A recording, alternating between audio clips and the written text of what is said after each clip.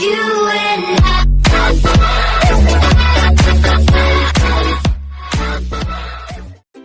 Sampurasun, Horas, Om Swastiastu. Halo para seleb kampung dimanapun kalian berada, para kampungers yang merindukan video-video dari kita tentang berdiskusi lagi tentang budaya-budaya yang ada di Indonesia. Nih kita kedatangan salah satu teman yang berasal dari Sumatera Utara. halo semuanya. Namanya adalah siapa namanya? Ursula Mariska. Ursula Mariska, nanti ada di bawah ya keterangannya. Jadi Ursula Mariska ini adalah gadis asli Sumatera Utara dari Medan yang dia pergi ke Bali sekolah ya? Ya, Sekolah ke Bali dan dia udah 6 tahun 7 itu berapa? hampir 7 tahun. Hampir 7 tahun di Bali ya. Jadi kita akan ngebahas tentang yang lagi lumayan cukup rame ya, dan mungkin ini juga menjadi diskusi yang sangat panjang nih, yaitu tentang anggapan bahwa Indonesia bagian barat itu lebih keren dan lebih hebat dibandingkan dengan Indonesia bagian timur. Kita jabarkan lagi, Indonesia bagian barat itu dimulai dari Pulau Jawa dan Kalimantan, dan untuk timurnya itu dari Bali ke area timur ya, sampai ke Papua. Nah, jadi kita nih sebagai orang dari Indonesia bagian barat dan kita pergi ke sini ke Bali, dan Bali ini salah satu dari Indonesia bagian timur. Tentunya kita akan mendapatkan hal-hal baru nih ya. Hal baru selama di Bali itu kayak gimana, kan Bali juga salah satu dari Indonesia bagian timur. Dan terus apa sih sebenarnya yang apakah benar kalau misalkan Indonesia bagian barat itu lebih segalanya dibanding Indonesia bagian timur? Nah, kita akan berdiskusi dengan Ursula. Menurut kamu, yang pertama ceritain dulu kamu ke Bali kayak gimana awalnya? Jadi waktu aku ke Bali pertama kali itu tahun 2014. Itu aku kuliah di Udayana. Nah, setelah lulus sih aku melanjutkan pekerjaan di Bali sini. Kemudian apa yang saya? Maksudnya apa sih? Jadi sekarang apa kegiatannya? Oh ya, jadi kan setelah lulus aku lanjut kerja di Bali. Ya kegiatan aku sekarang kerja di Bali ya.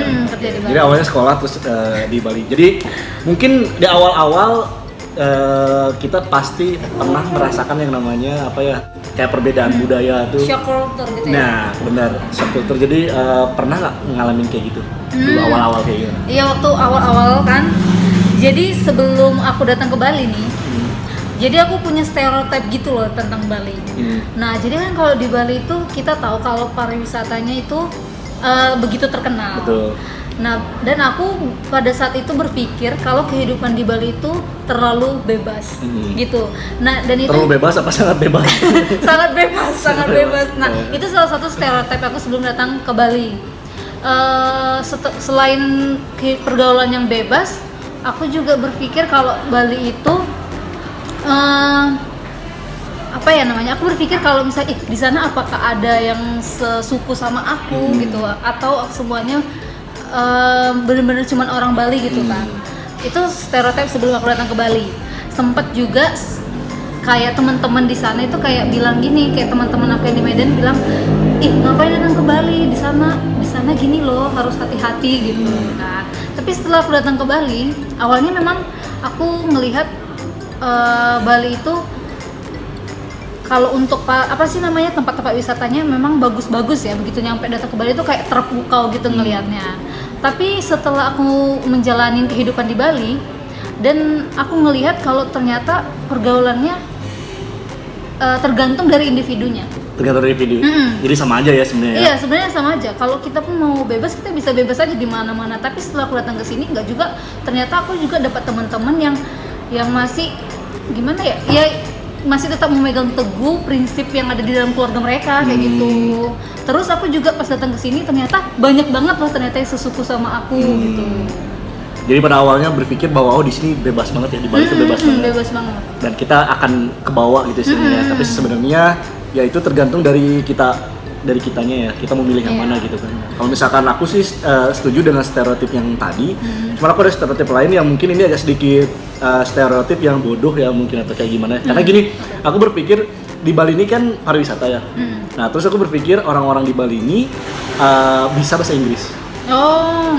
Karena pariwisata. Jadi aku Iya, pikir iya. di Bali ini pasti orang-orang jago bahasa Inggris gitu, entah itu anak mudanya, entah itu semuanya karena pariwisata. Ternyata pas datang ke sini nggak juga.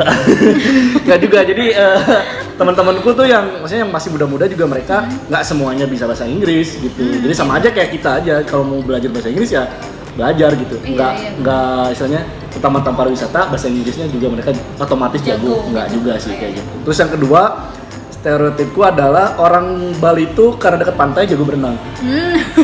Itu aku berpikir kalau mereka tuh jago berenang.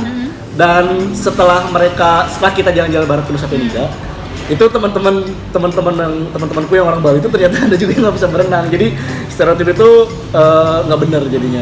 Jadi intinya apa ya, kayak ya banyak yang kita pikirkan lain sebagainya, ternyata pas nyampe Bali kan nggak sesuai dengan apa yang kita pikirkan. Betul. Nah, sekarang kita akan bahas tentang apa sih kelebihan-kelebihan Bali ya, atau Indonesia bagian timur itu salah satunya Bali, yang menurut kamu patut dicontoh untuk orang-orang yang memandang rendah atau misalkan memandang bahwa Indonesia bagian timur itu tidak berkembang atau lain sebagainya. Kalau aku sih, kalau di sini ya, selama di Bali, apa namanya, toleransi beragamanya. Aku ngerasain itu sih, toleransi beragama. Kalau misalkan Jumatan di sini yang jaga tuh banjar-banjar, ya, yang pecalang yang beragama Hindu gitu. Polisi Terus adatnya bener. Dan kalau misalkan kebalikannya, kalau misalkan ada acara yang orang Hindunya, yang orang Muslim juga ngebantu untuk ngejagain parkirannya atau lain sebagainya kayak gitu. Jadi saling kayak gitulah. Itu yang aku rasain, yang mungkin di wilayah-wilayah lain di Indonesia bagian barat itu mungkin nggak seharmonis itu gitu. Kalau kamu apa? Tapi setuju nggak yang tadi? Setuju banget sih. Itu juga aku ngerasain begitu. Bahkan gimana ya, kayak merasa wow di sini itu kayak nggak ada jarak gitu loh. Kalau misalnya gini, kalau misalnya aku di Medan tuh kan kebanyakan tuh Muslim dan Kristen ya. Nah gitu. Tapi di sana tuh berasa banget jaraknya. Jaraknya tuh berasa banget, kayak berasa apa sih namanya? Kayak aura negatif gitu loh, kayak misalnya kayak ada terjadi. Iya, aku paham kok maksudnya. Ngerti kan, kayak aduh kayak nggak satu jalur gitu. Tapi di sini nggak mau Hindu, bener. Islam, Kristen, Buddha itu kayak semuanya berteman aja gitu. Bener. Kayak nggak ada jarak, nggak ada gap. Nggak terlalu memperhatikan latar belakang bener. kita tuh apa gitu, lu dari mana, lu orang apa, yang penting kita ya udah gitu. Selama kita berbuat baik ya udah kita berjalan beriringan gitu. Ada lagi nggak apa nih? Kalau dari aku nih ya, kan aku tuh dari jurusan pariwisata. Nah, yang aku lihat dari pariwisata Bali itu, kenapa pariwisata Bali bisa begitu terkenal? Itu karena orang-orangnya open minded gitu. Okay. Dan ini nggak ada di tempat di luar Bali. Karena mereka kalau ngelihat bule nih datang, ya udah kayak biasa aja gitu. Terus kalau di tempat misalnya bilanglah di Medan gitu kan, itu pasti akan jadi bahan tontonan atau kayak dipuja-puja gitu. Jadi selebritis dadakan. Iya benar. Dan kalau misalnya ngelihat kan, kalau misalnya budaya barat itu pakai pakaiannya yang mini-mini. Tapi kalau di sini tuh ngeliatnya biasa aja. Kalau di tempat luar pasti dia mungkin udah kayak di demo lah, di apa gitu. Kebebasan untuk mengekspresikan diri. Menurutmu itu gimana? Yes. Kalau menurutku sih misalnya kayak di sini agak sedikit kita bebas untuk mengekspresikan diri, kayak tadi kamu bilang pakaian mini ya di jalan ya udah gitu. Terus kalau misalkan nggak pakai baju ya silakan gitu, jalan nggak pakai baju, tapi ya bukan orang gila ya atau gimana. Cuman maksudnya kayak di sini orang nggak terlalu begitu komen gini dan jadi bahan pergunjingan kayak gitu ya. Kayak cuek lagi. Ya, cuek. Karena kan itu urusan kamu. Ya kamu. Selama nggak mengganggu ya. Selama nggak mengganggu kita ya udah nggak apa-apa. Kalau menurut aku sih selama di sini nggak gini sih, nggak begitu kayak bayangan orang tertinggal gitu. Ya. Nggak, karena bahkan fasilitas pembangunan di sini juga sama gitu dengan kita yang ada di daerah barat. Ya.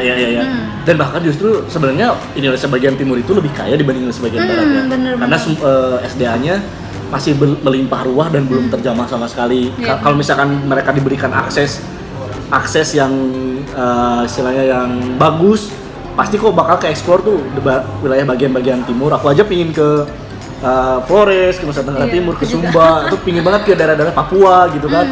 Kalau misalkan ada rezeki itu pingin ke sana gitu. Jadi menurutku yang mengatakan bahwa Indonesia bagian barat lebih canggih dan lebih apapun dibanding Indonesia bagian timur, kayaknya karena mereka mungkin belum pernah berkunjung ke Indonesia bagian timur kali ya. Dia kayak cuman ngomong tapi dia belum pernah berkunjung ke sana. Walaupun mungkin Bali hanya salah satu dari Indonesia bagian timur karena banyak banget provinsinya, tapi menurutku yang di lokasi lain pun walaupun bukan daerah pariwisata seperti di NTT, NTB dan lain sebagainya, pasti kok mereka punya sesuatu hal yang bisa dibanggakan dan bisa diambil hal positifnya dibanding dengan Indonesia bagian barat gitu. Jadi kalau menurutku entah itu barat entah itu timur, kita tetap sama aja kok ya, nggak ada yang perbedaan.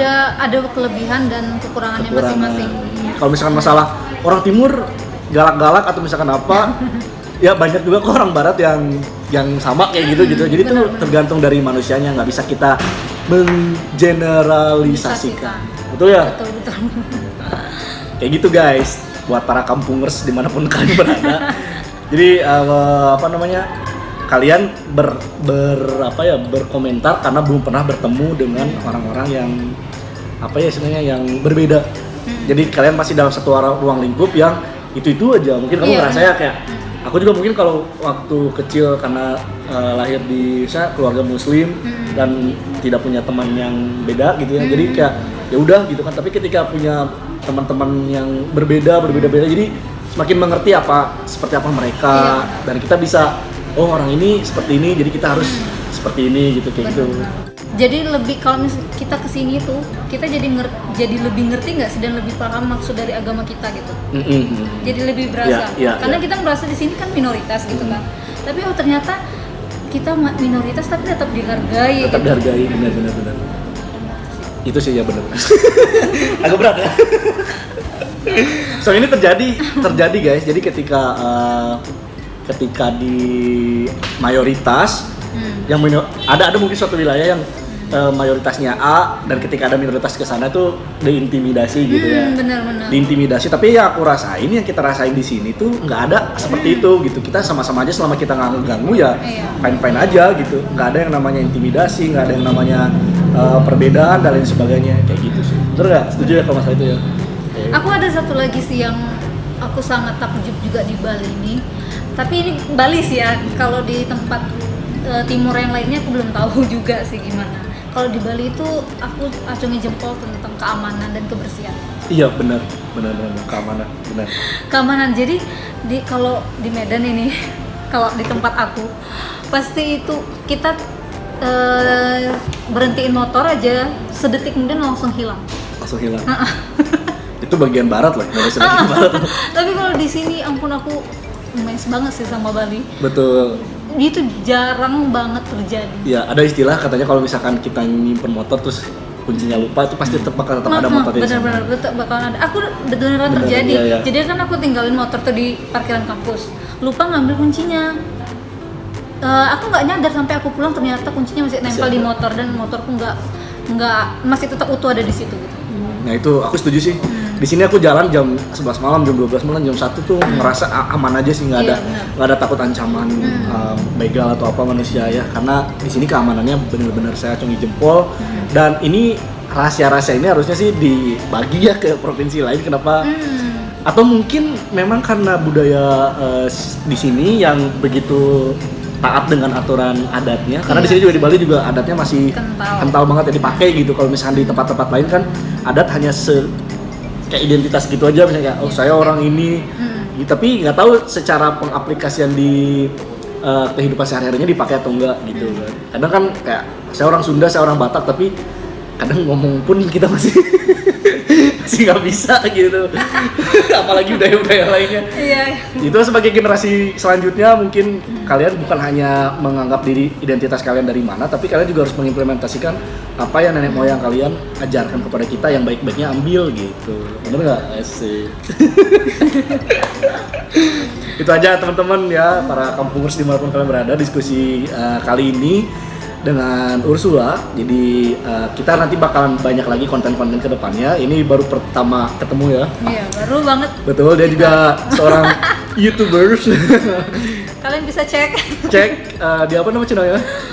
di bawah ini. Di bawah ini nanti channelnya juga ada. Nah, kita baru pertama kali ketemu, mungkin kedepannya kita akan bahas-bahas lagi tentang pertukaran budaya yang ada di Indonesia, karena dia dari Sumatera Utara, dari Jawa Barat, jadi kita bisa berbagi ya. Iya. Dan kita kebetulan tinggal di Bali. Iya, benar sekali.